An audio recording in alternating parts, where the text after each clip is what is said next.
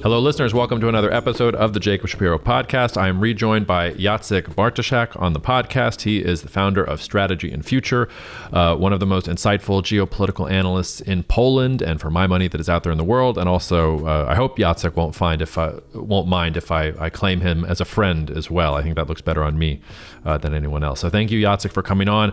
Our schedules were really mismatched, and I blew it. I actually forgot to show up for our first recording here, and Jacek still consented to get on the show with me and record. So thank you, Jacek, for that. Listeners, if you want to talk about anything you heard on this podcast, you can email me at jacob@bespokeadvisory.io or jacob@cognitive.investments or jacob@jacobshapiro.com, or you can find me on Twitter, anything else.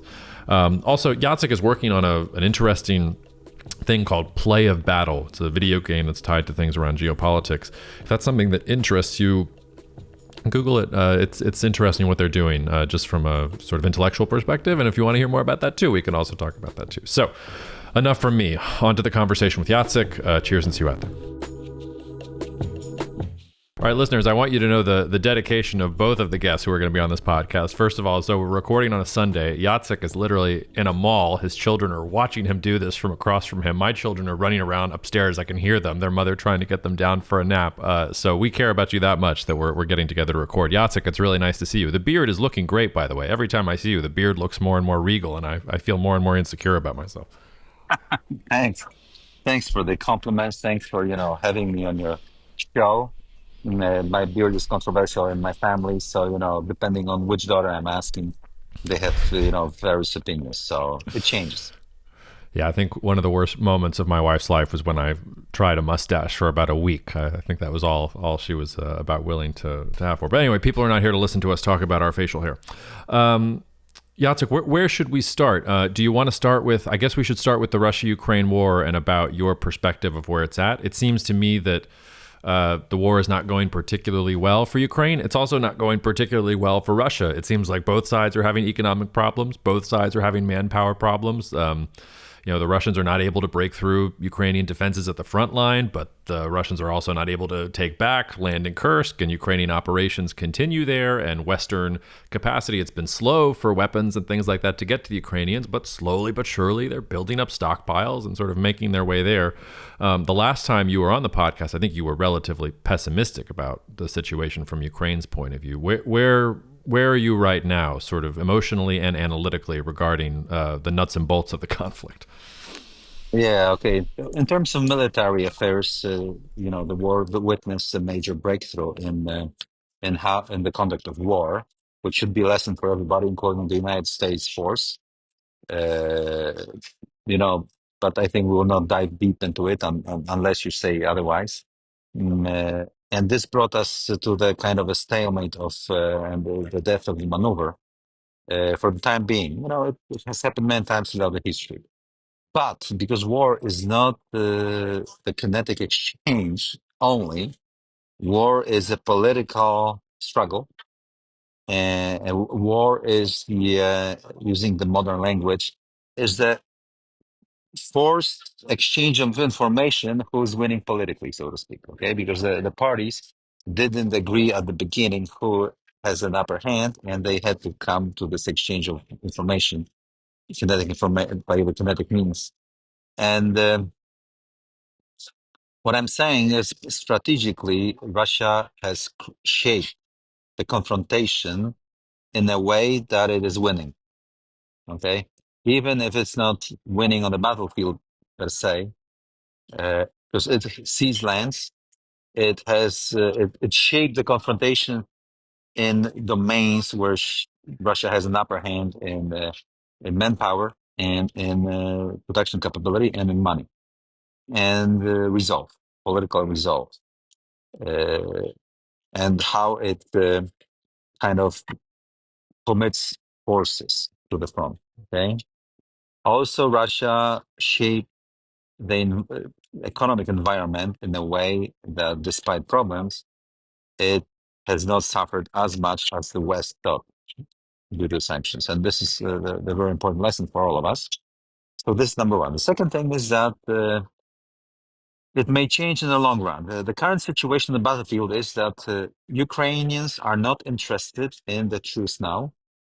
At the same time, they are not interested in attrition the forces now because they have shortages of manpower, and politically because the people don't want to serve anymore, and also intellectually they don't want to commit younger soldiers below 25 because they are running out of people. They don't want to lose the future, and they're right. And basically, for the American audience now, Eastern Europeans, Central Eastern Europeans react with anger at the words of, national advisor of Trump, what's his name, Wolf, yeah, that they should be committing more younger troops to front to stabilize if they want to have democracy. I would recommend the Americans to really be more shy about it, saying it. Maybe the Americans should commit more younger generation to the battlefield in Europe if they want to keep their primacy and agency in Europe. And this is the mood in Europe. So that people in the US should know that. Okay, it's not a one-way street if you want to have primacy. And this is exactly what Trump heard from the AfD leader, yeah, in her podcast. What the Germans are telling the Americans. You can't have the empire and also don't have the cost in the empire. You can't you can't have a cake and eat a cake.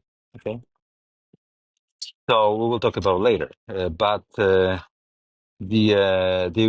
Ukrainians are not interested in truce now, but they are not also interested in committing forces. At the same time, they are waging war on someone else's money, but on their own blood. The Russians are conducting the war on their own blood and with their own money. So the Ukrainians are believing that later this year and next year, the Russians will really suffer economically more, and they will be more prone to have the ceasefire. Because the Ukrainians don't believe in permanent ceasefire. If in Kiev there's a government that really will want to have the independent Ukraine, then the interests lead to inevitable conflict with Russia, even if there is no Donbass and Crimea within this new Ukraine. I think the most important part will be this kind of truce or ceasefire, if negotiated. We can discuss what conditions of those would be, and who will win the elections that will be coming in Ukraine. I think there is a great chance that for the first time ever, the winning people will be the people who really devoted their fate to the fate of Ukraine and its militaries. Military intelligence, military itself, new military industry that grew around UAV, drones, cruise missiles that are legion now in the Ukraine industry. And this will be new political elite and new money in Ukraine that will win, especially that 1 million soldiers, a few 100,000 crippled soldiers, injured, yeah, wounded, and crippled, and their families will vote.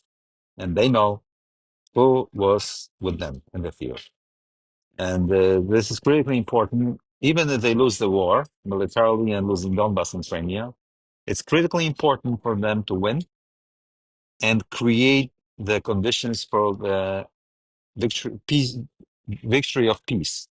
It happens. You may lose war, but like West Germany won the peace, sort of. And Japan, even China lost the war to Vietnam, but Deng Xiaoping had this good excuse to get rid of conservative elements towards the reforms.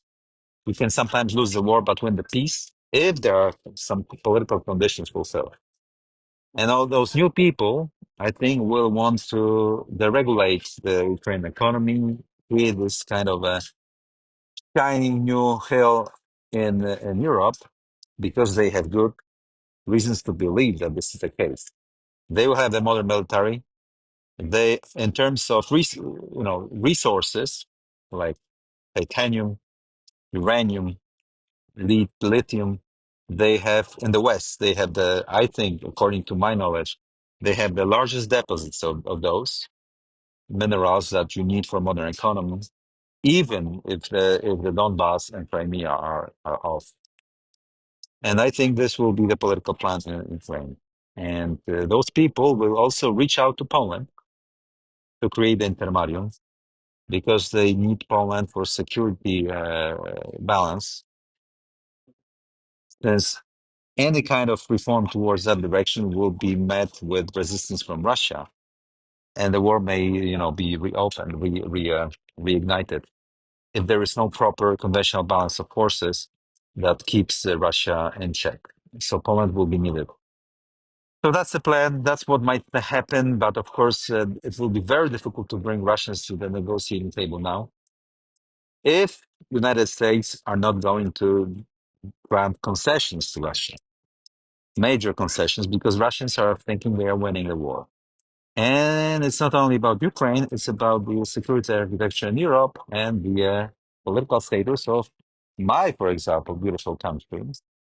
As always, a major war in the intermarium, decides the fate of the intermarium nations. So it's life. So that's my rough assessment. You may go into details if you want.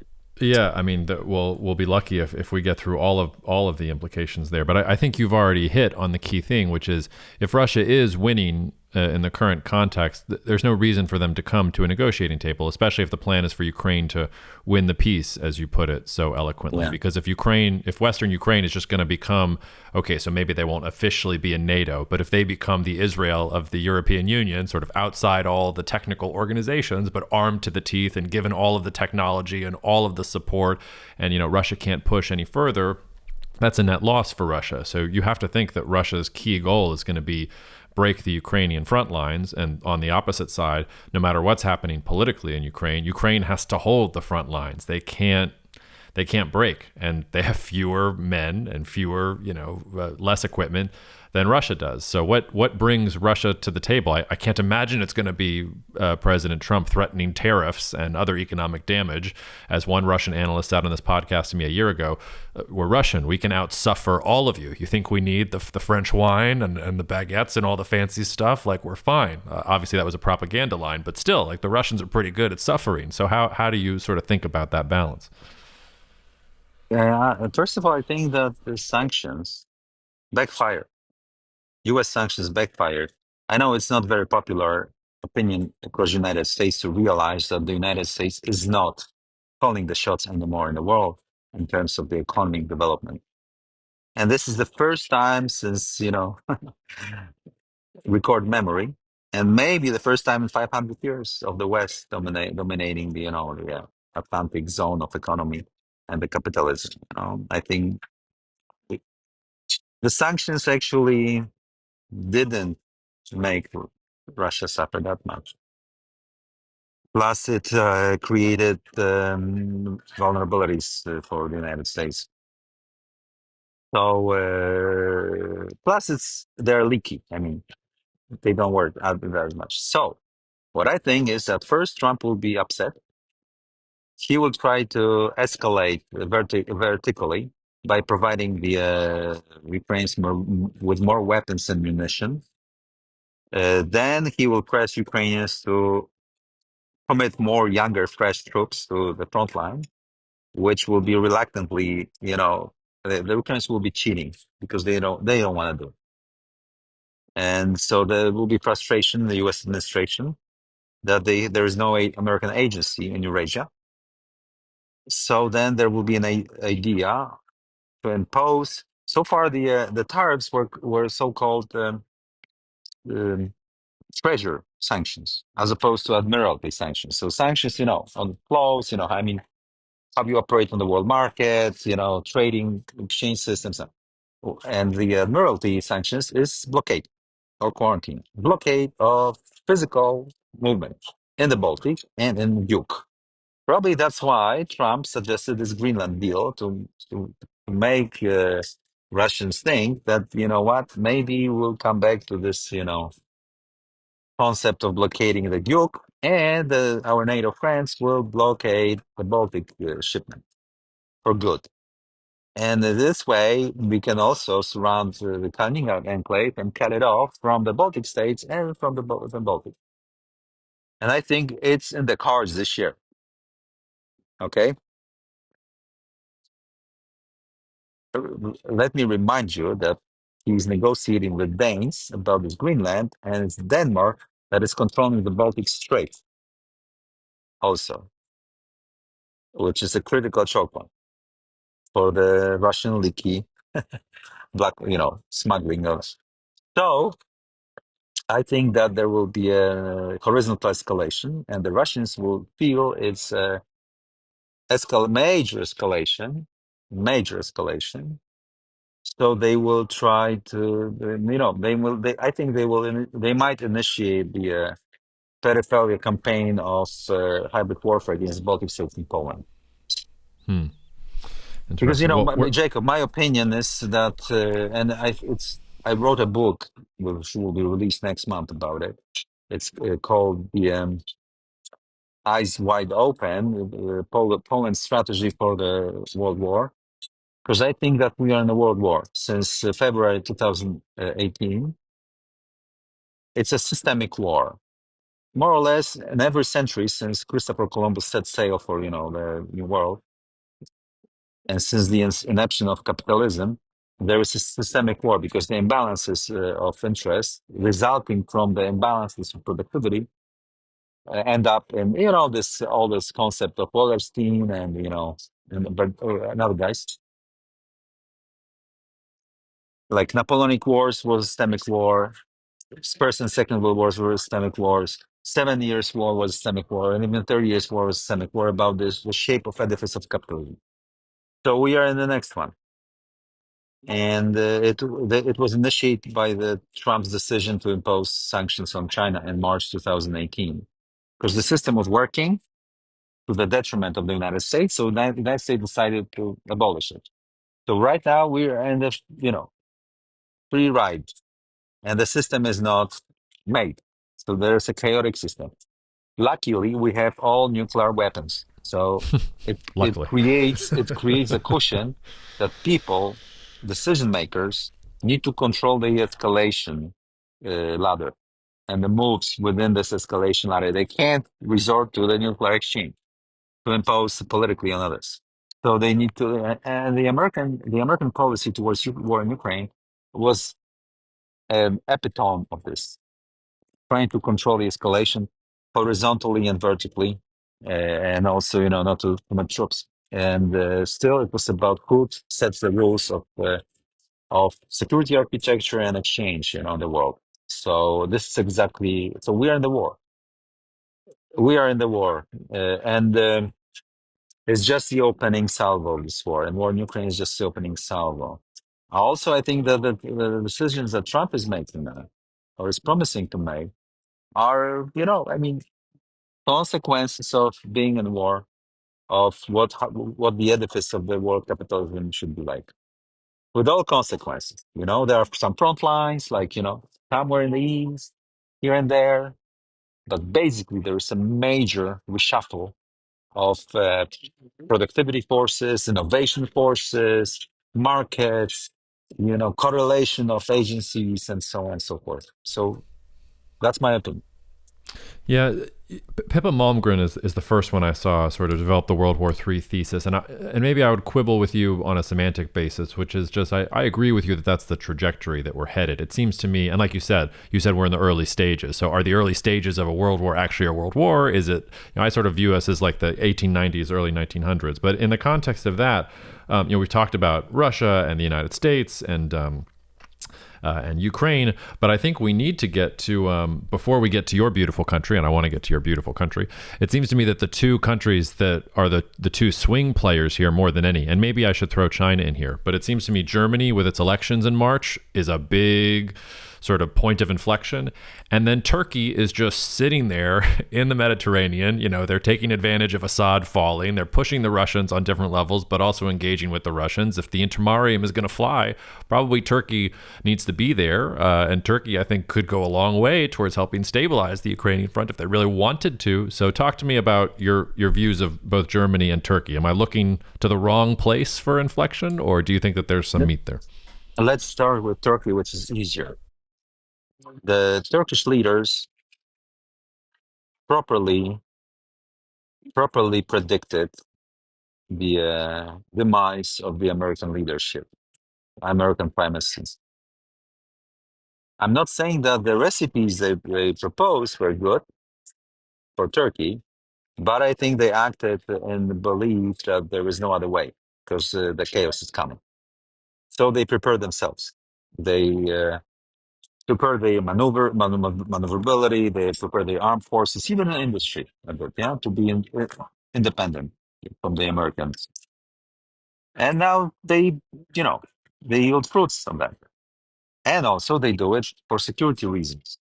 There is a vacuum of power following the Mesopotamian wars where the United States was involved. And in order to be secure, you need to create buffer zones and so on and so on. So they're trying to survive. They're trying to survive.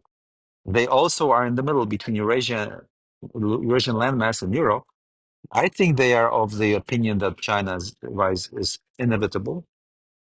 That the U.S. I heard it from the Turkish ambassador in Warsaw many years ago. Jacek, your beautiful country, we had so many wars with you. That's what he said. Because for your American audience, we had the empire, Poland had Commonwealth, and there was Turkish Empire, and we were fighting over Ukraine, basically, and the Black Sea Basin. So for many, like 2 or 3 centuries. So, but we both lost because Russia defeated both of us. But he said to me, "What's going on with you guys? You used to have an empire. Don't you see that the American power is ebbing away from Eurasia?" And he used those exact words in English. We spoke in English. U.S. power is ebbing away from Eurasia. The chaos is coming. Don't you see it? Aren't you getting ready? It was, like 5, 6 years ago when he said that to me in Warsaw. So what I'm saying is that Poland didn't get ready as much as Turkey did, in its own realm, its own, field of choice. And what I think is also that Trump, willingly or unwillingly, by his decisions with respect to Israel and the war that is right now happening, in Israel and around, is okay. Maybe it will be very controversial, but for the last plus 20 years, the Americans were trying to contain Israel in a way that like, don't attack Iran without our kind of involvement and so. And Americans were paying the political currency for that, because Israel managed to be quite independent to behave as it wished. And Trump, by fully supporting now Israel and even committing more than Israel officially wants, I think has a great chance, and it will be what I'm saying, it will be very pervert in a way, because Israel always defended its own interest and not American interest in the Middle East, starting from the Cold War, right? Even, the military didn't cooperate that much. There was no contingency planning combined, and now, because American power is ebbing away from the Middle East, Americans don't have the power and don't want to commit that much to the secondary or even tertiary theater. By emboldening Israel to do what it wants militarily, it may pass the burden of escalation and running the show to Israelis, which is a burden. You can't say, you know what, U.S. is behind us and we don't care. Now Israeli may be trying to create its own balance on behalf of Americans. So I wouldn't be that happy if I were the Israelis that that the Trump's allowing everything because it comes with price. You know what I mean? I don't know if my English is good enough to Yes, convey what I'm saying. I would say that Trump is writing checks that the Israelis will have to cash, and that they don't necessarily want to be the ones to do it or have the capability to do it. Kind of. Although it seems like freedom of maneuver, but life is more complicated. So, kind of. This is my hunch. Okay, hunch that this may end up like that, and Israel will be running U.S. policy. I mean, it will be for the benefit of United States policy in the Middle East because Americans will be digging the petrol, the oil and the gas. It will not need Middle East at all. and it will be interested in prices that America dictates. And America could instrumentalize Israel to create either peace or war in the process without US presence. So the roles may reverse. You know what I mean, Jacob? Yeah.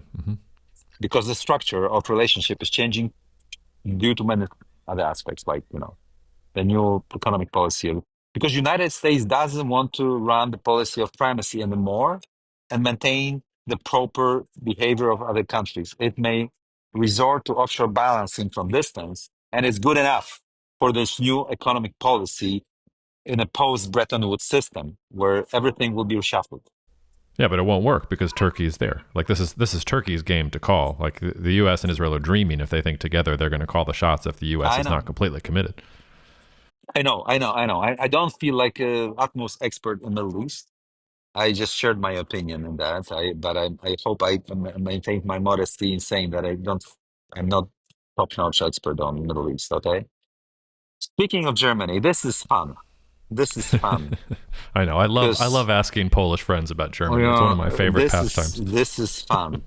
On one hand, I mean, it's a complicated matter. I always tell my structurally the the German economy would choose the continental cooperation with China if it were free to decide, and if the German business were free to decide. Politicians are not always like that. The new Chancellor Merz is a pro-Atlantis, but he will have pressure from business. Energy prices are rising. Decoupling from China would kill Germany. The new American trade policy may kill the German social contract. They are in chaos. They don't know what to do.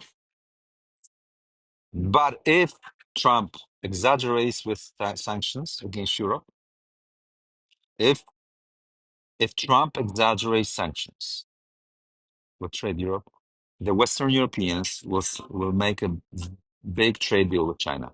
Mark my words, because they will know how other way out. And we will have peace in Eurasia, and the US will be gone from Eurasia, and it will have its own Galapagos system in America, because America's economy is smaller than Eurasia, many times smaller. Okay? Americans don't realize that. Controlling the financial system is not everything, and this is exactly the systemic war between the fi- financial system, power, and the productivity power. And speaking of Marx and so on, and the German economy structurally tends to be with China, and Trump cannot overdo sanctions. That's my advice to Donald Trump, because Europeans will move to autonomy. And autonomy means keeping the globalization open with China and Europe and having a big trade deal. And Chinese will give us concessions to survive 10 or 20 years because it will be in their interest. Americans cannot overdo it.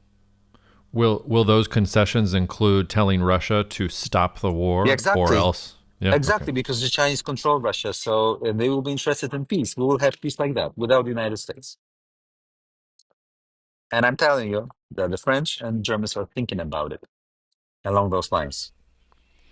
Okay. And what about your beautiful country? What are they thinking about Yeah, there? but and what can we say? What can we say? Of You course, my strategy in future, we had this policy of creating the military that is capable of, how to say it in English, uncontrollable escalation hmm without the US or European, agency in it. So that we have the military who can terminate and start the wars in intermedium. So then we need to be reckoned with, yeah, in the process. You know what I mean? Yeah. But our beautiful politicians are sons of the geopolitical pause of American leadership. So they act within the norms, as opposed to Turks, within the norms of appropriateness. So for 30 years, you couldn't talk about that. So when I started talking about like 5 years ago, I was a revolutionary. Now it's more or less a mainstream already. That we need to have deep strike on our own targeting, capability to annihilate Kaliningrad enclave, and you know, but still, it's our politicians anathema for our politicians. But otherwise, we'll need to follow. We are in Europe. We are in Europe, in the European macroeconomic system. We will need to adhere to it, no matter what. This is what's going to happen. So the Americans shouldn't believe that we will follow them if they go to offshore balancing, and they will, destabilize the systems. Well, let me just underscore that. So, I mean, if France and Germany decide to take this hypothetical deal that you're talking about, you don't think there's a space for Poland to be a leader in Eastern Europe to push back against that and to leverage Oh, maybe but relationships with the UK, but the United States? no, Like, no no. chance, because our trade policy is dictated by Brussels. They send money, they collect it. I mean, they control our corporate system. EU is a monster. They control. They control things. They control things. I So mean, no. I don't want. Of course, politicians will be telling the Americans. That's why I'm saying Americans cannot overdo the sanctions. They don't.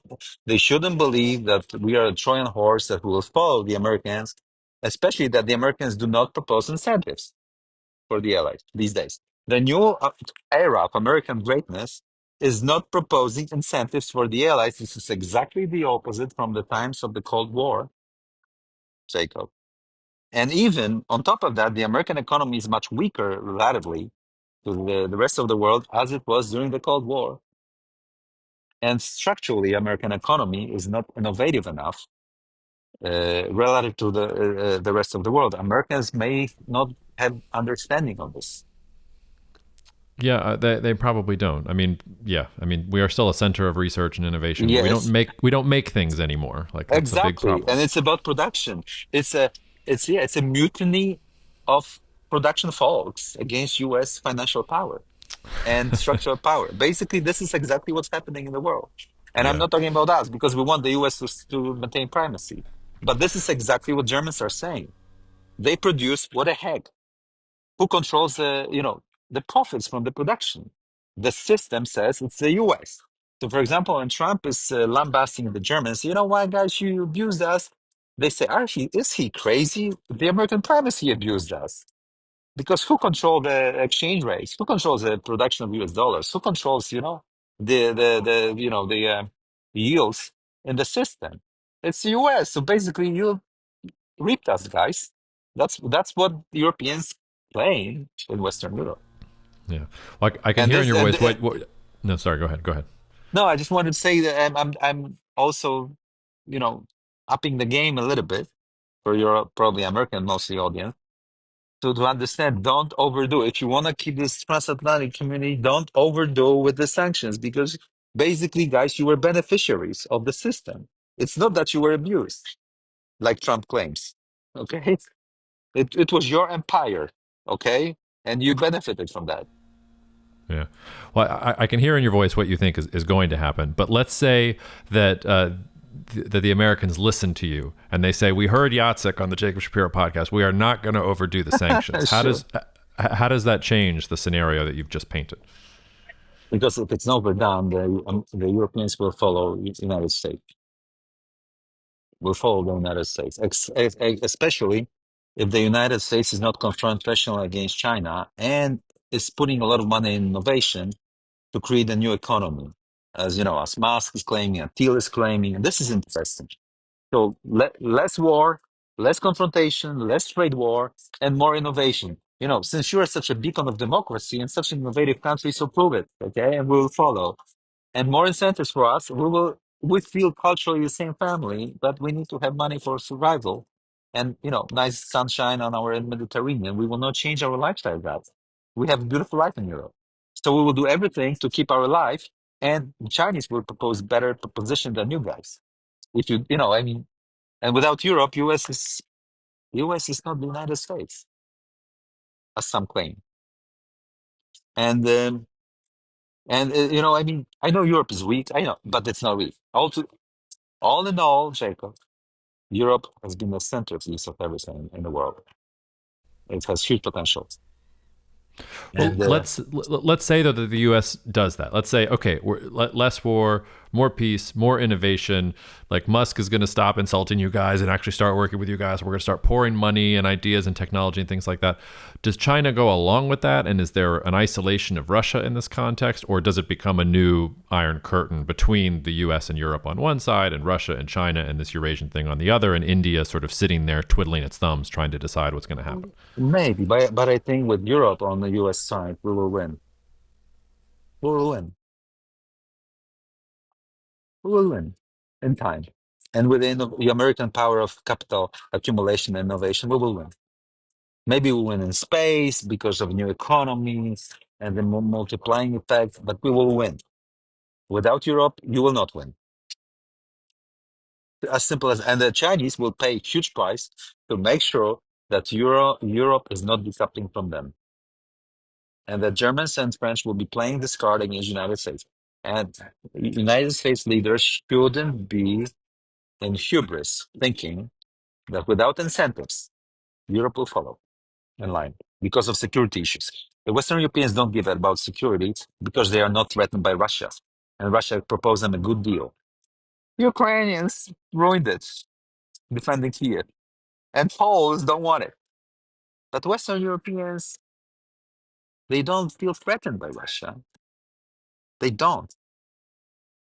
That's why they will not raise up to 5%. They don't need to do it. It's not Cold War. And they don't want to go to war with China. They want to have trade war with China. Yeah. Is there is there any independent role for the British in the context of the system as you're describing, or are they just ancillary to the United States at this point That's from your cool, yeah. perspective? Look what happened to Great Britain after Brexit. They are not existent. They are completely gone from the map. They have no agency, they have no military altogether. I mean, for the land war in Europe, I mean, what future do they have without the continent? And I what know, about some of Jacob. these? I, I'm, No, I'm, no. I'm, I'm disappointing you because suddenly Jacek sounds like a guy from Europe. But this No, is exactly the times that I'm are ahead of us. We'll need to First of make all, choices soon. you were more glum the last time you came on the podcast. Number two, I haven't even told you yet. Like I think I mentioned this to you last time off the air, but I discovered I was cleaning up my dad's house. I found some papers that made me eligible for Polish citizenship. So I have filed my paperwork to be your countryman. I'm just waiting for your foreign ministry. The 18 months. It's ridiculous. Can we expedite the process here a little bit? So no, I'm happy to hear the European and you stand up for it. And I've been calling from an investment perspective that Europe was going to outperform for quite some time, precisely because I thought that all the squabbling and all the bureaucracy and all the things that have always held it back, like I get why it held it back, because there was no real threat. But now the choices are oblivion or rise. And I think that Europe is going to choose to rise. I think, but you tell me if I'm wrong. Yeah, I have no idea. The Brussels bureaucracy is the worst thing, and all those people living in we used to have those empires. There was always money.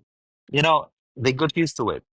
So this is the problem of bureaucracy in Brussels. But the Europeans in the past have behaved like that, often. So we are such a nice, peaceful people, but when things come ripe, Europe makes decisions and sometimes cruel decisions. So I believe that if it were only about Macron, he would already have made this decision to make a big deal with China.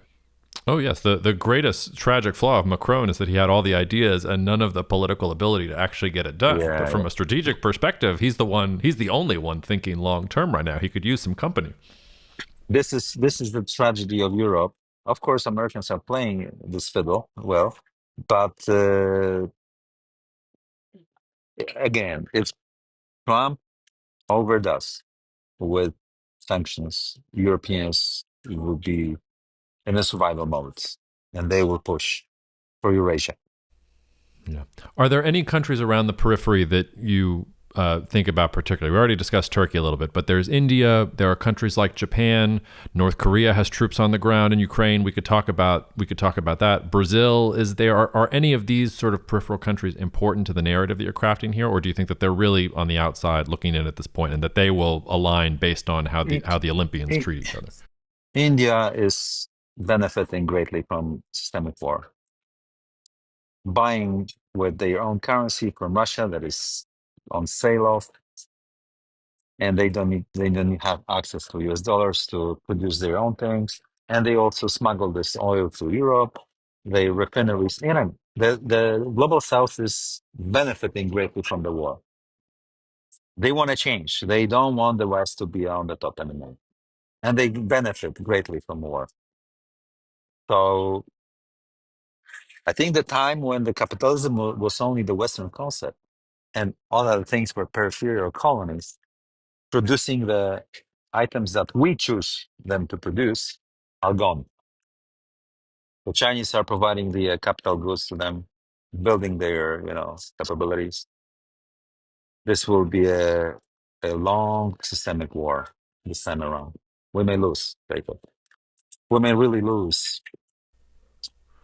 We may And what really does that lose. look like? Does that look like Chinese hegemony? Does that look like No, a new system of balance of power, like following the Vienna concept, where U.S. Will be a great power in North America, with their Galapagos system of economy and cars, which will be not the most modern. They will be a big country, and also sitting on the negotiating table. And there will be, China and Russia and maybe some Europeans or Europe. And they will negotiate the new trade system, which will be devoid of US dollar hegemony for sure. There will be some probably peg, some kind of reference of the United States can print whatever it wants. And, and this will be a year negotiation process. And there will be a new system, new system. With no weaponization of US dollar and,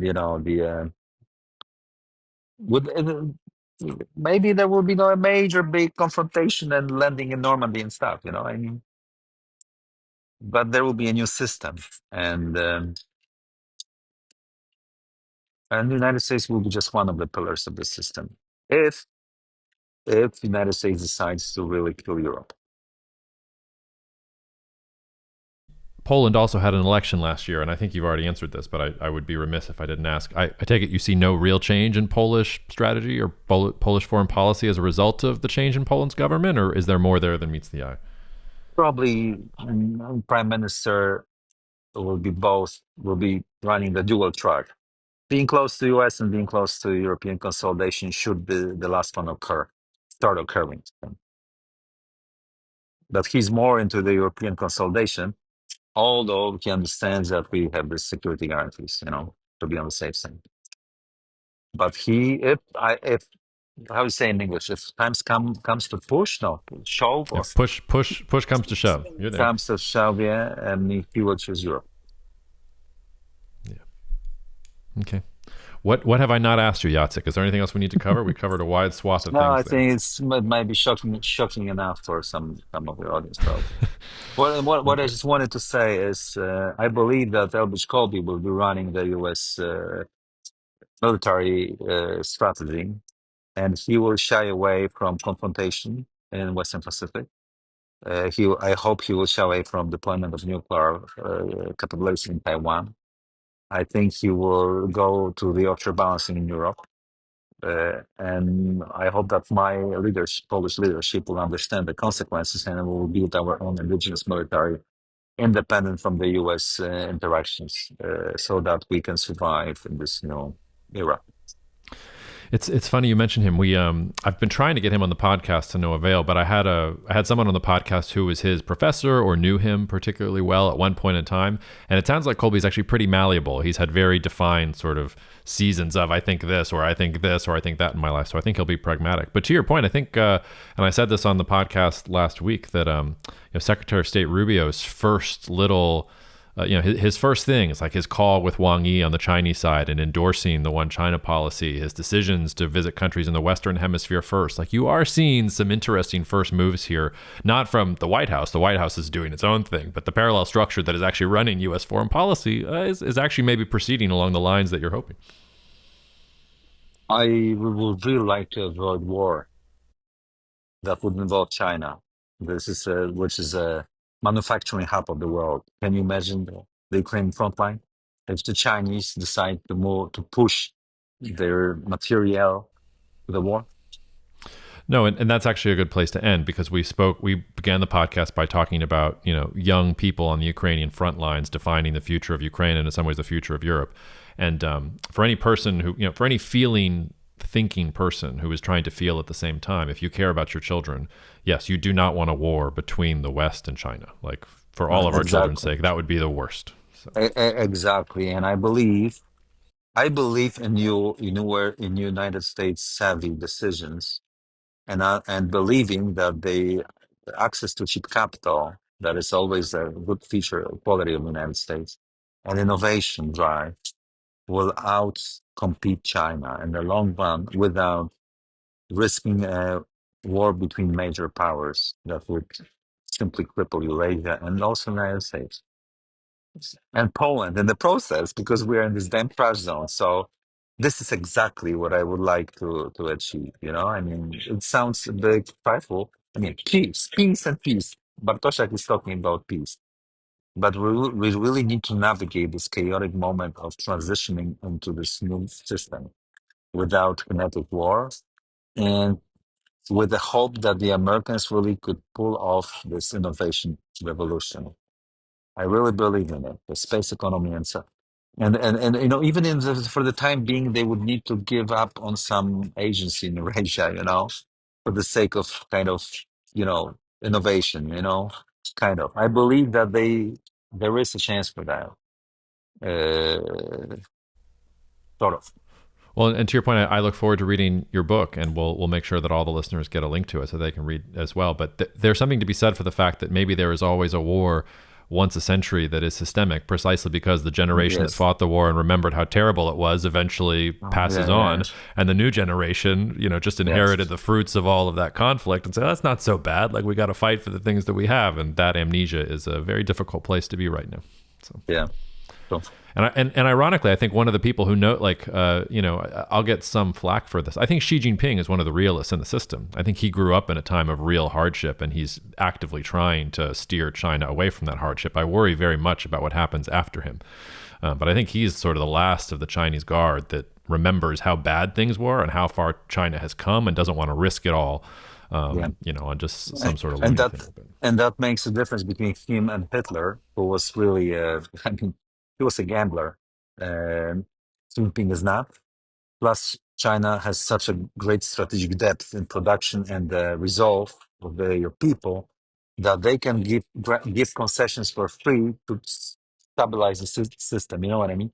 So even sometimes they can suffer from the U.S. sanctions without resorting to war or to equal steps to impress others that they're still in favor of the openness of the system, which is very good quality to try to keep this damn thing without escalation. So maybe, I don't know, this is a very complicated thing. The problem that historical records are not very optimistic, about this. No, but they're not hopeless either. And I mean, to your point, China has more in common with the United States than it does with almost any other country in the world right now. Like, there's no other country that understands where China is, and also what China's resilience is going to be in a conflict, than the United States, which is ironic. All of the allies that the United States did not recruit these allies. The United States conquered them. I think we forget the United States conquered Germany and conquered Japan and remade them in their own image. Like, it's not a sort of a natural one-to-one basis. So, all right. Well, Jacek, you're at the mall. I'll let you get back to your kids, and we'll put this out. Always great to talk to you. Thank you. Thank you so much for listening to the Jacob Shapiro podcast. The show is produced and edited by Jacob 𝗙cie𝗹𝗹, and it's in many ways the Jacob Show. If you enjoyed today's episode, please don't forget to subscribe, rate or leave a review. It takes just a couple seconds of your time, but it really helps us. Also share with a friend. If you're interested in learning more about hiring me to speak at your event, or if you want to learn more about the wealth management services that I offer through Bespoke or at Cognitive Investments, you can find more information at 𝗙𝗶_𝗍𝗶.com. You can also write to me directly at jacob@𝗙𝗶_𝗍𝗶.com. I'm also on X for now with the handle Jacob Shap. That's Jacob, SHAP, no dats, dashes, or anything else, but I'm not hard to find. See you out there.